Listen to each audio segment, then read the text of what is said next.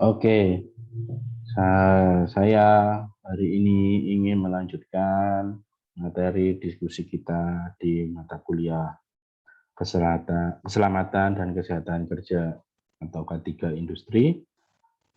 Di pertemuan kali ini saya akan melanjutkan tentang hal yang terkait dengan potensi dan risiko bahaya faktor kimia. Berbicara tentang faktor kimia, kita tidak bisa lepas dari pengenalan tentang bahan kimia atau bahan berbahaya yang semua yang harus dimiliki ya pengetahuan ini oleh seluruh eh, individu atau personal yang akan bekerja di bidang safety ya safety baik di sistem manajemen ketiganya atau bahkan mungkin seluruh pekerja ya nanti di industri Anda harus semua mengenali tentang pengenalan bahan berbahaya ini ya. Bahkan ketika nanti mahasiswa melakukan penelitian saja belum sampai ke level bekerja, Anda melakukan penelitian di laboratorium, Anda juga sudah harus kenal baik dengan bahan-bahan kimia ini dan mengenalinya. Ya lebih tepatnya tidak hanya kenal baik, tapi sudah tahu bagaimana cara mengenalinya, mengklasifikasikannya, dan tahu bagaimana cara menangani bahan tersebut dengan baik dan aman.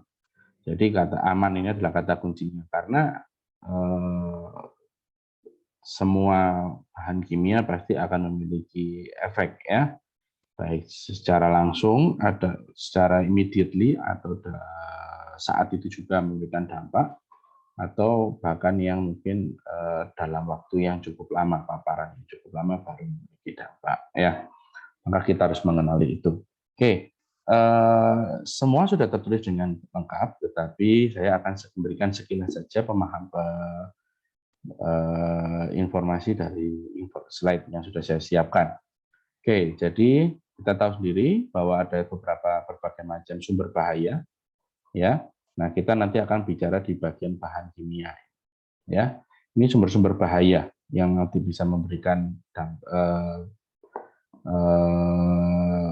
jadi sumber resiko terjadinya atau berpotensi terjadinya sebuah kecelakaan dan memberikan risiko dampak gangguan kesehatan. Ya, ini bahan kimia yang mudah terbakar, beracun, korosif, tidak stabil, reaktif, dan gas berbahaya. Ini akan menjadi concern kita atau fokus kita. Oke, jadi secara umum bahan kimia dan material industri itu ada 3 lingkungan kerja yang akan menggunakan bahan kimia. Ya, ada industri kimia itu sendiri. Di sini nanti memang produknya adalah bahan kimia, ya seperti industri pupuk, industri deterjen, industri bahan peledak atau pestisida, dan juga industri yang kedua adalah industri yang menggunakan bahan kimia. Nah, ini lebih banyak lagi ya untuk industri pangan, makanan, obat-obatan, tekstil, kertas. Ini adalah mereka menghasilkan produk lain, tetapi mereka memanfaatkan bahan kimia. Maka hampir semua tempat kegiatan kita bekerja, Anda bekerja nantinya itu akan bersentuhan ya, sangat terkait erat dengan bahan kimia. Dan juga laboratorium. Nah, ini nanti ketika Anda melakukan penelitian, pengembangan pendidikan, dan melakukan uji mutu, nah ini sangat dekat dengan bahan kimia. Oke, ini adalah beberapa contoh, cukup banyak, ada banyak sekali memang nama-nama bahan kimia. Saya tidak akan sebutkan satu persatu, tapi yang penting Anda nanti memahami cara-cara bagaimana mengenali, mengklasifikasikan, dan tahu cara menangani bahan tersebut. Nah, hal pertama yang harus kita ketahui untuk kita bisa mengenali adalah dari label. Ya. Labelan bahan kimia ini penting sekali, karena di sini nanti akan menjadi suatu tanda ya bahwa bagaimana bahan kimia ini sifat dasarnya seperti apa ya.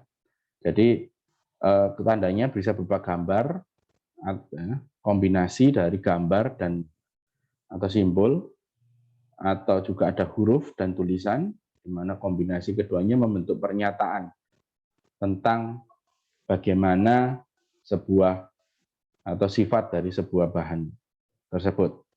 Nah,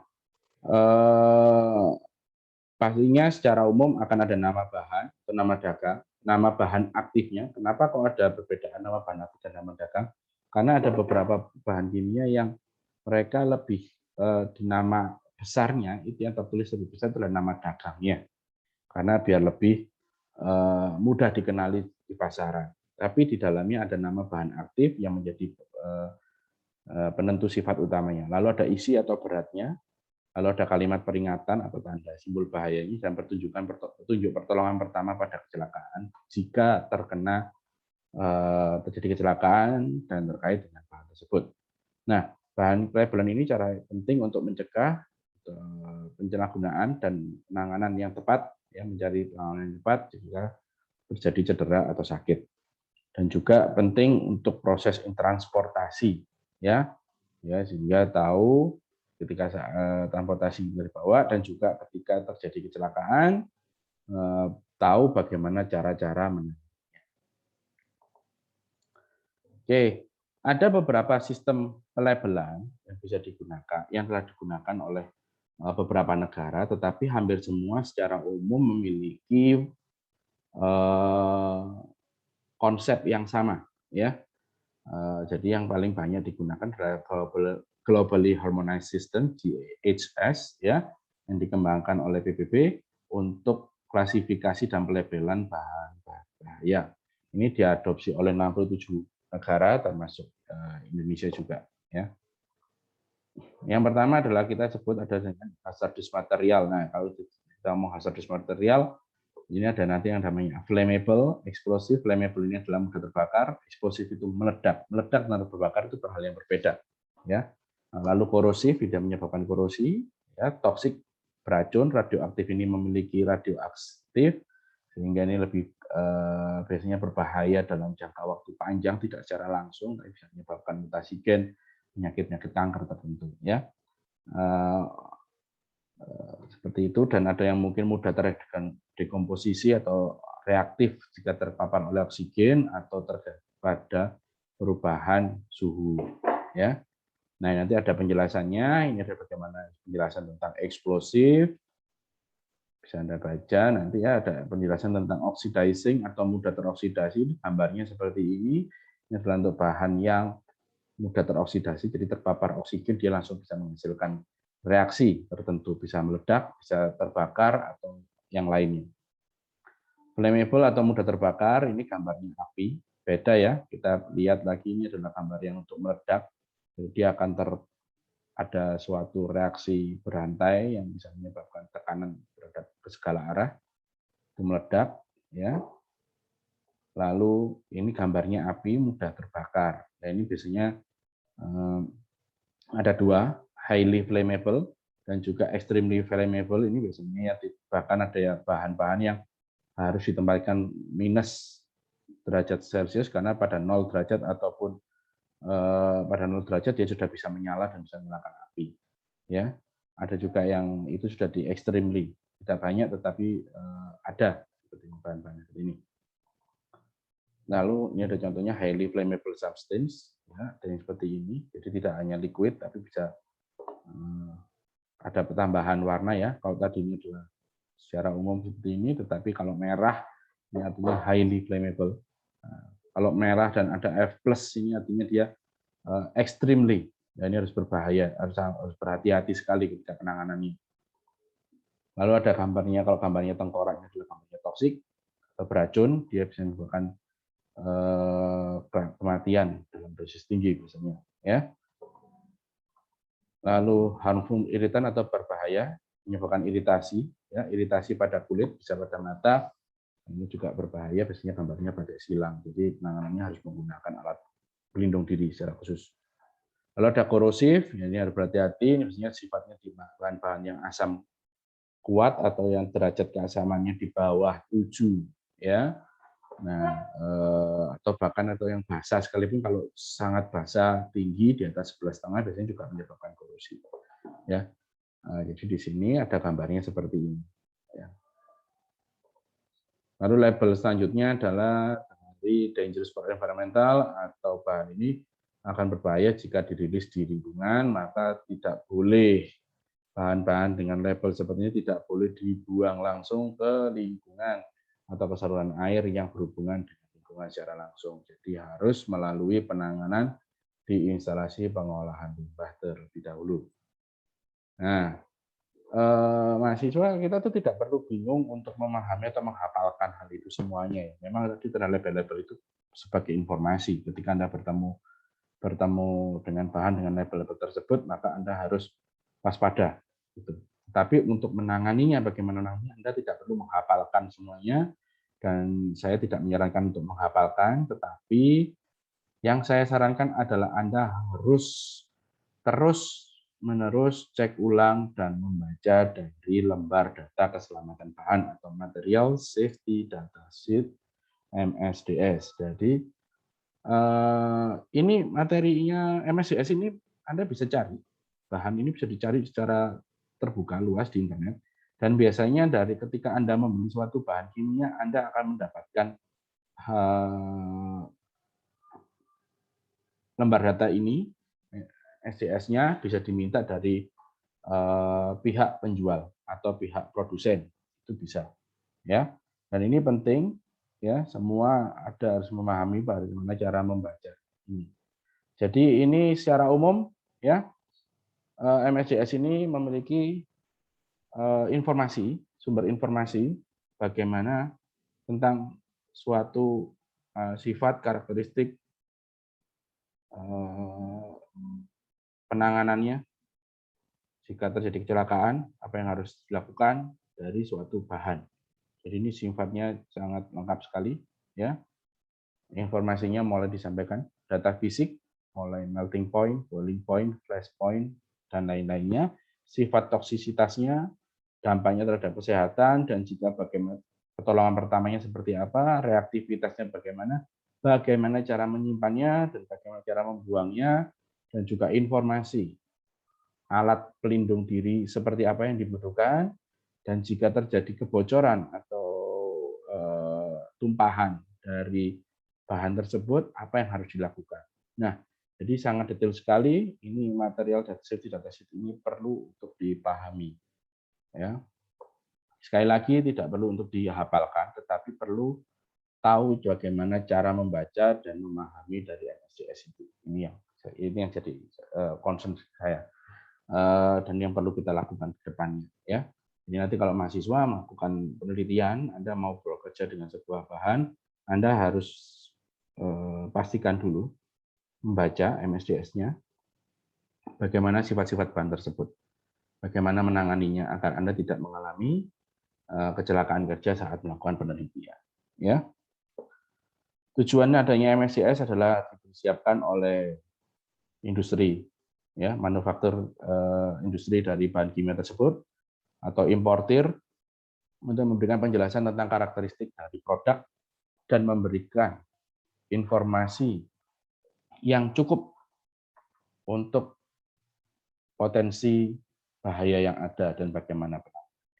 Jadi itu tujuannya. Ada beberapa section ini biasanya tidak selalu sama urutannya, baik ada beberapa perusahaan yang menggunakan format yang berbeda. Kalau formatnya tulisannya itu mungkin bisa menyesuaikan, tetapi biasanya secara umum ada seperti ini. Ada chemical identity, identitasnya, ada informasi tentang bahan berbahaya yang terkandung di dalamnya apa saja, lalu karakter fisik dan kimianya, ya, mulai tadi yang saya sampaikan ada titik didihnya, titik nyalanya, ya, bagaimana karakteristiknya. Lalu ada fire and explosion hazard data, bagaimana kondisinya, bagaimana status reactivity-nya, bagaimana potensi bahaya jika terhadap kesehatan, bagaimana jika pencegahan dari kecelakaan, bagaimana cara menanganinya dengan yang baik, dengan aman, ya, dan bagaimana cara untuk mengontrol perhitungannya, ya. Ini ada 8. Ini yang biasanya utama, tetapi bisa urutannya berbeda-beda. Ketika Anda mencari informasi ini di internet, mungkin dalam satu bahan, contoh H2SO4 bisa ada beberapa model atau format MSDS karena tergantung dari pembuatannya, tetapi secara umum informasi yang dimiliki di dalam MSDS atau lembar keselamatan data keselamatan bahan itu kurang lebih seperti ini. Ya, contoh ada metal safety datasheet nanti seperti ini, hazardous ingredient, ya ada apa saja. Contohnya aseton, siapa yang membuat, siapa yang perusahaannya. Physical formnya liquid, kelihatan bahwa ini adalah cair, warnanya seperti apa, baunya seperti apa, ini adalah ada pH-nya, melting point, boiling point, ya. Oke, nah ini bagaimana terjadi bakaran dan ledakan, apa yang harus dilakukan. Karena tiap bahan tidak sama, jadi ini perlu informasi yang diperlukan. Ada beberapa bahan yang kalau disiram dengan yang terbakar, itu perlu disiram dengan semacam busa atau foam khusus untuk bisa memadamkan apinya. Ada yang malah, karena apa? Karena kalau malah diberikan siram dengan air biasa, dia malah bisa reaktif dan malah bisa semakin proses terbakarnya akan semakin hebat. Nah, itu jadi memang perlu ada beberapa proses ini itu dikenali dan diinformasikan melalui media ini. Bagaimana terhadap kesehatan, bagaimana efeknya jika terpapar, bagaimana jika terhirup, bagaimana jika tersentuh kulit dan mata, bagaimana jika masuk ke dalam pencernaan, termakan, ya, dan terhirup, lalu bagaimana sifat carcinogenicity-nya, biasanya berkaitannya dengan kanker, ya, dan bagaimana cara emergensi dan prosedur penanganan pertamanya. Itu ada semua di sini ya. Anda akan baca satu-satu, pelajari satu persatu. Lalu juga ada bagaimana cara penanganannya, precaution-nya atau pencegahannya agar tidak terjadi permasalahan. Ya. Oke. Itu adalah secara umum kondisi dari cara mengenali bahan berbahaya. Oke. Mahasiswa memang saya tidak menyarankan untuk menghafalkan, tetapi Anda bisa tahu cara mencarinya, cara membacanya, dan memahami isinya. Oke, jadi di pertemuan ini selanjutnya akan kita berlatih untuk mencari, ya nanti mahasiswa saya akan diminta untuk mencari MSDS dari berbagai macam bahan, lalu Anda berusaha memahaminya dan menyampaikannya melalui media tugas, ya atau belajar yang terstruktur. Nah, nanti proses dan detailnya akan disampaikan secara terpisah. Oke, untuk diskusi tentang materi ini saya berikan kesempatan untuk bertanya melalui Google Classroom secara langsung untuk berdiskusi atau dari media lainnya yang bisa kita gunakan untuk hubungan atau berkontak. Oke. Terima kasih untuk bisa mendengarkan materi saya hari ini. Saya akhiri dan kita lanjutkan diskusi ya nanti di kolom di Google Classroom kita.